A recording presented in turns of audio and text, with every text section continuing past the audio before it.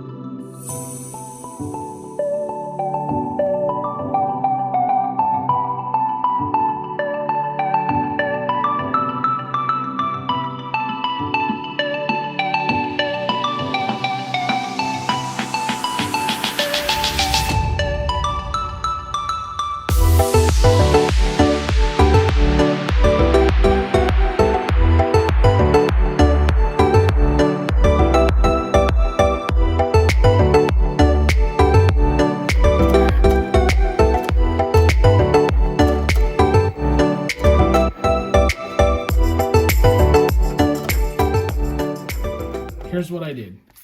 We've got our stencil cut out, and I took the positive portion of the stencil and I put it exactly where I want it to be.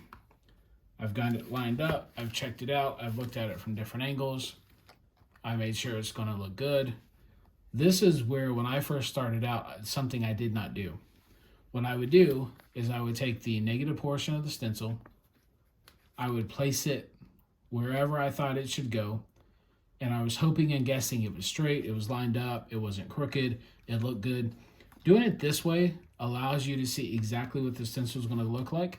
Now, obviously, this logo is not going to be green, so if you want something to do something that, like the color to be more realistic of what you're going to use, those little 12 by 12 sheets, go ahead and get you whatever color you use. I got a ton of green ones, and that's just what I have and what I'm using. So, but with that said, here's what we'll do. We'll take the positive stencil, put it exactly where you want it to be, take the negative portion of the stencil, place it on top of it, and weed this out, so then the only thing that's left is the negative portion. I'll show you exactly what I mean. So this brings me to another good point, your transfer tape. This is the transfer tape I used to use, and it's pretty transparent. However, when you have this up against the shoe and you're trying to put it exactly where it needs to be, line it up, this is not as easy to use as this is. This is a clear, see-through, I mean, as transparent as you can get. This is the way I would go. If you're just starting out with customs, you're still fairly new to customizing, you're starting to use stencils, save yourself some pain and some headache and just go ahead and get the clear one. And I'll go ahead and put it on. You'll see exactly what I mean. Okay. So, one thing I want to mention, there's going to be a problem when you lay this portion right here, when you lay the positive or the negative portion on the area right here, because of this, the way the midsole comes out. So what I'm going to do is I'm going to cut it as close to the bottom as I can, trim it right here, and then I'll just cover this part up with tape, but it's going to make it so much easier to put the stencil on.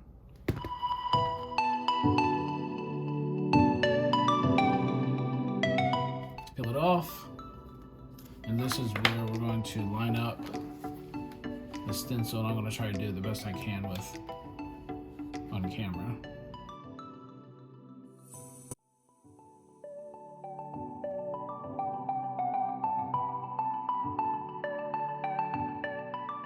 I've got the stencil applied.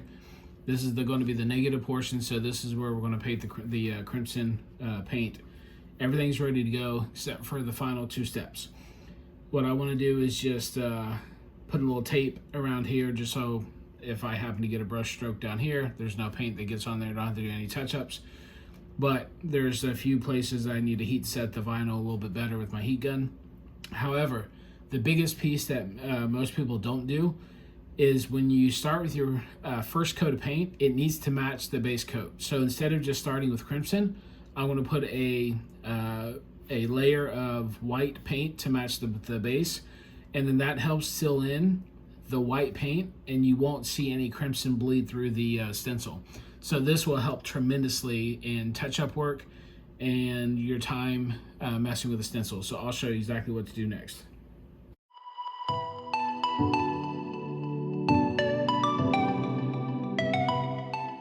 Okay, so I've got the tape around the perimeter of the stencil. I've got everything heat set, so this is ready to go. Again, the base coat, the first coat we lay down is going to be the flat white, just to match the base coat underneath.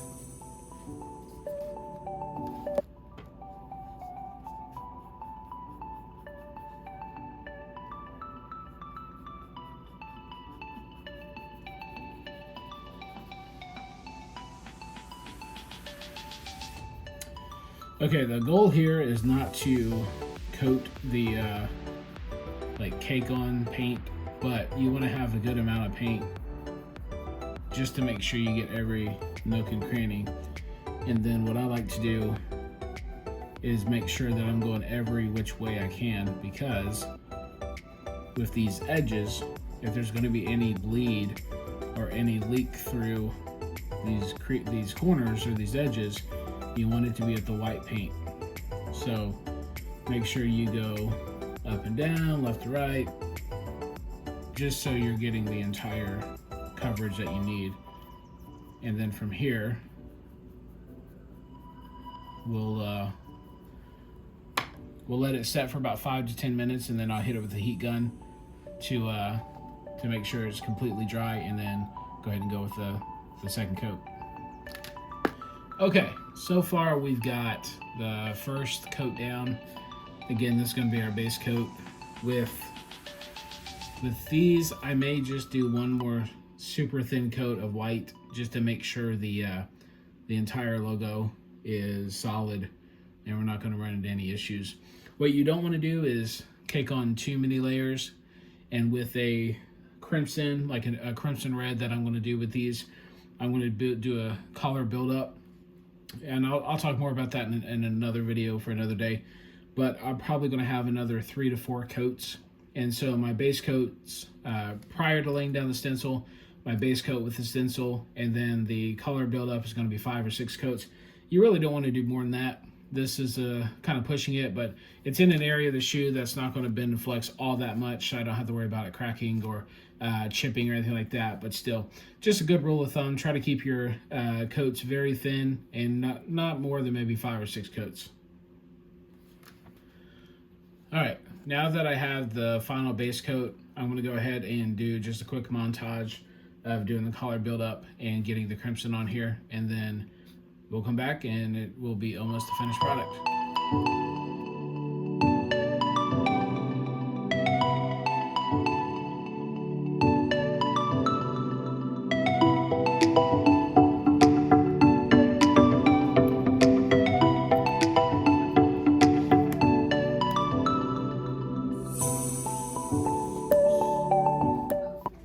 Okay, so I wanted to pause the video for just a minute. No matter how well I prep this shoe, if I rush the stencil process, I can ruin the stencil and I won't be happy. One thing that you need to make sure is no matter how many coats of paint you're putting down, in between every single coat, you're letting about 10 to 15 minutes of dry time. Even if you hit it with a heat gun, that will definitely speed up the process. I still like to wait 15 to 20 minutes in between coats, because that's going to make sure that when you peel back the stencil, you're not going to pull up any paint and you're going to get the best results possible. So let's see what it looks like after we rip this stencil up.